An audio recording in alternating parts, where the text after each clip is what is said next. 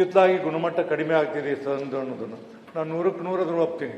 ಭಾಳ ಸರಿ ನಾವು ಹೇಳಿದ್ದೆವು ಈ ಮಾತನ್ನು. ಇದು ಇವತ್ತಿನ ಗುಣಮಟ್ಟ ಕಡಿಮೆ ಆಗ್ತಿದೆ ಸದನದಲ್ಲಿ ಅನ್ನೋದನ್ನು ನಾವೆಲ್ಲ ಒಪ್ಕೊಳ್ಬೇಕಾಗ್ತದೆ. ಯಾಕಂದ್ರೆ ಲಾಸ್ಟ್ ಇದರಲ್ಲಿ 3 ದಿವಸ ಒಂದು ಯಾವುದೋ ಒಂದು ಸಣ್ಣ ಕಾರಣಕ್ಕೆ ಅಂದರೆ ಹಿಂದಿನ ಸೆಷನ್ನಲ್ಲಿ ಒಂದು ಹನಿ ಟ್ಯಾಪ್ ಸಲುವಾಗಿ 3 ದಿವಸ ಸಮಯವನ್ನು ಕಳೆದಂಥದ್ದು ಇಲ್ಲ ಕೈ ಅನುಭವ ಇದೆ. ಹಂಗಾಗಬಾರ್ದು. ನಾವೆಲ್ಲರೂ ನಿಮಗೆ ಸಹಕಾರ ಕೊಡ್ತೀವಿ. ಸದನವನ್ನು ಉತ್ತಮವಾದಂಥ ರೀತಿ ನಡೆಸಿ ಎಷ್ಟೇ ಸಮಯ ಆಗಲಿ ಎಲ್ಲರಿಗೂ ಸಹಿತ ತಾವು ಸಮಯವನ್ನು ಕೊಡ್ತೀರಿ ಮತ್ತು ಸದನವನ್ನು ಸರಿಯಾಗಿ ನಡುತ್ತೀರಿ ಅನ್ನುವಂಥ ಸಂಪೂರ್ಣವಂಥ ಭರವಸೆ ನನಗಿದೆ. ಈ ಹಿನ್ನೆಲೆಯಲ್ಲಿ ನಾನು ಬಂದಾಗ ಇಲ್ಲಿ ಎಸ್ ವೆಂಕಟರಾಮನ್ ಅಂತಿದ್ರು ಒಬ್ಬರು ಲೇಬರ್ ಲೀಡರು.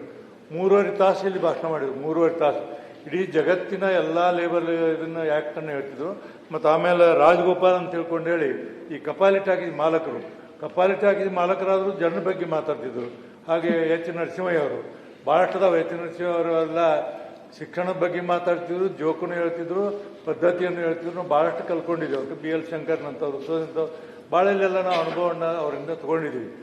ಈ ಎ ಕೆ ಸುಬ್ಬಯ್ಯ ಅವರು, ನಾಣಯ್ಯ ಅವರು ಇವರೆಲ್ಲ ಇಲ್ಲಿ ಅತ್ಯಂತ ಉತ್ತಮವಾದಂಥ ಗುಣಮಟ್ಟದಲ್ಲಿ ಸದನವನ್ನು ನಡೆಸ್ತಿದ್ರು. ಅದನ್ನು ನಾವು ಪರಂಪರೆಯನ್ನು ಹಾಕ್ಕೊಂಡು ಬಂದಿದ್ದೀವಿ. ತಾವೊಂದನ್ನು ಹಾಕ್ಕೊಂಡು ಹೋಗ್ಬೇಕು. ಯಾಕಂದ್ರೆ ಒಂದ್ಸರಿ ಅಲ್ಲಿ ಪರಿಸ್ಥಿತಿ ನನಗೆ ಭಾಳ ಅರ್ಥ ಆಗಿದೆ. ಒಂದೊಂದು ಸಲ ಬೆಳಗಾವದಲ್ಲಿ 19ನೇ ತಾರೀಕು ಲಾಸ್ಟ್ ಡೇಟ್ 11 ಗಂಟೆ ಕುಂತಿನ ಅಲ್ಲಿ ನ್ಯಾಚುರಲ್ ಕಾಲಿಗೆ ಹೋಗ್ಬೇಕಾರ ನಮ್ಮ ಪ್ಯಾನಲ್ದಾಗ ಇದ್ದವ್ರಿಗೆ ಒಂದು ಚೀಟಿ ಕಳಿಸಿಲ್ಲ ಸರ್, ಬಸ್ ಐತೆ ತೊಗೊಂಡು ಹೋಗ್ಬಿಟ್ರು ಅವರು. 11 ಗಂಟೆವರೆಗೆ ನಾನು ಕೂತು ಸದನವನ್ನು ನಡ್ತೀನಿ. ತಾವು ಸಹಿತ ಅಂಥ ಪ್ರಸಂಗ ಬಂದಾಗ ಯಾಕಪ್ಪ ಇಲ್ಲಿ ಕುಂತೀನಿ ಅನ್ನುವಂಥ ಭಾವನೆ ಬರೋದ್ರಲ್ಲಿ ಎರಡು ಮಾತಿಲ್ಲ. ತಮಗೂ ಬರ್ತೈತಿ. ಬಂದಾಗ ಅದನ್ನು ಏನಂತ ಸಮಾಧಾನ ಪಟ್ಕೊಳ್ಬೇಕು, ಮಾಡಬೇಕು ಅನ್ನೋಂಥ ಮಾತನ್ನು ತಮ್ಮ ಮುಂದೆ ಹೇಳಿ, ಇವತ್ತು ನನಗೆ ಇಲ್ಲಿ ಏನು ಮಾಡ್ಬೇಕಂದ್ರೆ ಈ ಸದನ ನಾ ಬಂದಾಗ ಭಾಳ ಗಂಭೀರವಾಗಿ ನಡೀತಿತ್ತು ಚರ್ಚೆ. ಭಾಳ ಗಂಭೀರವಾಗಿ ಇಬ್ಬರು ಮಂತ್ರಿಗಳೇ ರಾಜೀನಾಮೆ ಕೊಡಿಸಿತ್ತು. ಒಬ್ಬ ಮಂತ್ರಿ ಹೆಸರು ಹೇಳಿದ್ರು ನಾನು, ಸಣ್ಣದೊಂದು ಚೀಟಿ, ಒಂದು ಅಗದಿ ಸಣ್ಣ ಇಷ್ಟ ಚೀಟಿ. ಆ ಚೀಟಿಯಲ್ಲಿ ಏನಂದ್ರೆ PSI 5,000 ರೂಪಾಯಿ ಅಂತ ಬರೆದಿತ್ತು. PSI 5,000 ಬರೆದು ಒಂದು ಎ ಕೆ ಸುಬ್ಬಯ್ಯ ಹಿಡ್ಕೊಂಡು PSI ಸಲುವಾಗಿ 5,000 ರೂಪಾಯಿ ಲಂಚ ತೊಗೊಂಡಾರ ಅಂತ ತಿಳ್ಕೊಂಡು ಹೇಳಿ ಚರ್ಚೆ ಆಗಿ ಗುಂಡೂರಾಯರು ಎಷ್ಟು ಹೇಳಿದ್ರು, ಕೈ ಮುಗಿದು ಹೇಳಿದ್ರು ಸಹಿತ ಇವ್ರು ಯಾರು ಕೇಳಿಲ್ಲ, ರಾಜೀನಾಮೆ ಕೊಡಿಸೋಂಥ ಪರಿಸ್ಥಿತಿ ನಿರ್ಮಾಣಿತು. ಇನ್ನೊಬ್ಬರು ಇದೇ ಥರ ಮಾಡಿದ್ರು, ಯಾರನ್ನೂ ಹೊಡೆದಿದ್ರು.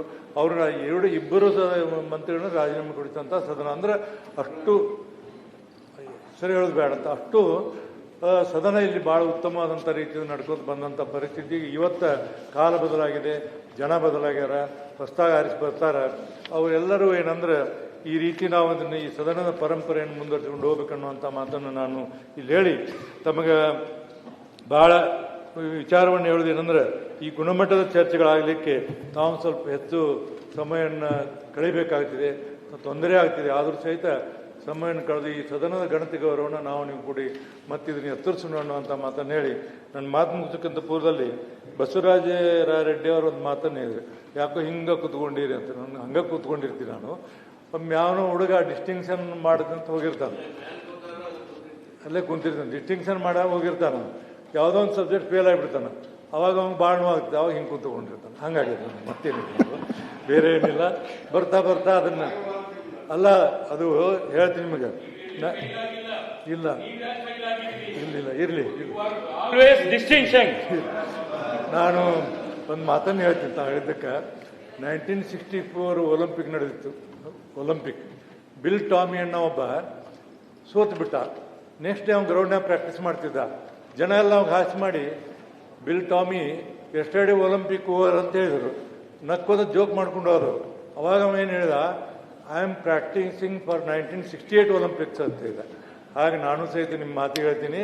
ಇವತ್ತು ನೀವು ನನಗೆ ಏನಂದ್ರೆ ಹೇಳಿದಿರಿ, ನಾನು ಇದನ್ನು ಚಾಲೆಂಜ್ ತಗೊಂಡು ಖಂಡಿತವಾಗಿ ಬರುವಂಥ ದಿನಮಾನಗಳಲ್ಲಿ ಅತ್ಯಂತ ಶ್ರೇಷ್ಠವಾದಂಥ ಉನ್ನತ ಮಟ್ಟದಲ್ಲಿ ಚುನಾವಣೆ ಎದುರಿಸಿ ಆರಿಸಿ ಬರ್ತೀನಿ ಅನ್ನೋಂಥ ಮಾತನ್ನು ನಿಮ್ಗೆ ಹೇಳಲಿಕ್ಕೆ ಇಷ್ಟಪಡ್ತೀನಿ. ನಾನು ಅವರಿಗೆ ಅದಕ್ಕೆ ನಾವು ಯಾವಾಗಲೂ ಹೇಳಿದ್ದೀನಿ, ಗುಡ್ಡಪ್ಪನವ್ರಿಗೆ ಹೇಳಿದ್ದಾರೆ, ನಿಮಿಷದಿಂದ ನಿಮಿಷಕ್ಕೆ, ದಿವಸದಿಂದ ದಿವಸಕ್ಕೆ, ನಿಮಿಷದಿಂದ ನಿಮಿಷಕ್ಕೆ, ದಿವಸದಿಂದ ಭವಿಷ್ಯವಾಚಿ ಚಿಂತಿಸದೆ ಬದುಕಲು ನೋಡುವುದು. ವಿವರಗಳ ಜೋಡಿಸುವ ಯಜಮಾನ ಬೇರೆಯವರು ಸವಿಸು ನಿಗೆ ಜನ್ಮವನ್ನು ಮಾಡಿ ತುಂಬ ಮಾಡೋದು. ಒಟ್ಟಾರೆ ಏನಾಗುತ್ತೆ, ಸಹಜವಾಗಿ ಆಗ್ತಿದೆ ಮನುಷ್ಯನಿಗೆ. ತಾವು ಸಹಿತ ತಾವು ಉನ್ನತ ಶಿಕ್ಷಣ ಸಚಿವರಾಗಿರಿ, ನಾವು ಕೊಪ್ಪಳದಿಂದ ಬರಬೇಕಾದ್ರೆ ನಿಮ್ಮ ಕಾಲೇಜುಗಳನ್ನು ನೋಡಿದ್ರೆ ಸರ್ಕಾರಿ ಕಾಲೇಜು ಅನ್ನೋಂಗಿಲ್ಲ, ಅಷ್ಟೊಂದು ಉತ್ತಮವಾದಂಥ ಕೆಲಸ ಮಾಡಿದಾಗ ಸೆಕೆಂಡ್ ಟೈಮ್ ನಿಮ್ಮನ್ನು ಸೋಲಿಸಿದ್ರು ಜನ. ಯಾಕಂದ್ರೆ ಇವತ್ತಿನ ದಿನಮಾನಗಳಲ್ಲಿ ಕೆಲಸಕ್ಕೆ ಗೌರವಕ್ಕೆ ಭಾಳ ಕಡಿಮೆ ಆಗಿದೆ ಇವತ್ತು ಎಲ್ಲ ಫೀಲ್ಡ್ನಲ್ಲಿ. ಅದು ಆಗಬಾರ್ದು. ಒಟ್ಟು ಈ ಸದನದಲ್ಲಿ ತಾವೆಲ್ಲರೂ ಅದೀರಿ, ಮತ್ತೆಲ್ಲ ಉತ್ತಮವಾದಂಥ ಕೆಲಸವನ್ನು ಮಾಡಲಿಕ್ಕೆ ಎಲ್ಲ ಸಚಿವರು ಬಂದಿರಿ. ನಾವೆಲ್ಲರೂ ಕೂಡಿ ಈ ರಾಜ್ಯದ ಅಭಿವೃದ್ಧಿಗೆ ಪ್ರಾಮಾಣಿಕ ಪ್ರಯತ್ನ ಮಾಡೋಣ ಅನ್ನೋಂಥ ಮಾತನ್ನು ಹೇಳಿ ಈ ಸದನದಲ್ಲಿ ತಾವು ಸಭಾಪತಿಯಾಗಿ ಕುಂತಿದ್ದೀರಿ. ಹೇಳಿ ನಾನು ನೀವಿನ್ನೂ ಭಾಳ ಸಣ್ಣವರು ತಿಳ್ಕೊಂಡಿದ್ದು ನಾನು. ಈಗ ನೋಡಿ ನೀವು ಸೀನಿಯರ್ ಸಿಟಿಜನ್ ಅಂತ ಈಗ ಗೊತ್ತಾದ ನನಗೆ. ಅದಕ್ಕೆ ನಾವೇನು ಹೇಳುವಂಥ ಅವಶ್ಯಕತೆ ಇಲ್ಲ. ನಾವು ನೀವು ಒಂದೇ ತಕ್ಕಡಿಯಲ್ಲಿ ಇರುವವರು ಅನ್ನೋದನ್ನು ಭಾವನೆಯನ್ನು ವ್ಯಕ್ತಪಡಿಸಿ ಸದಾ ನಿಮ್ಮ ಕೂಡ ನಮ್ಮ ಸಹಕಾರ ಇರ್ತಿದೆ, ಬೆಂಬಲ ಇರ್ತಿದೆ. ಎಲ್ಲರೂ ಕೂಡಿ ಸದನವನ್ನು ಉತ್ತಮವಾದಂತೆ ನಡೆಸೋಣ ಅಂತ ಮಾತನ್ನು ಹೇಳಿ ನಿಮಗೆ ದೇವರು ಒಳ್ಳೆಯದ ಆರೋಗ್ಯವನ್ನು ಕೊಡಲಿ, ಸದನ ಸರಿ ನಡೆಸೋದಕ್ಕೆ ತಮ್ಮ ವಂಚನೆ ಮಾಡ್ತೀನಿ.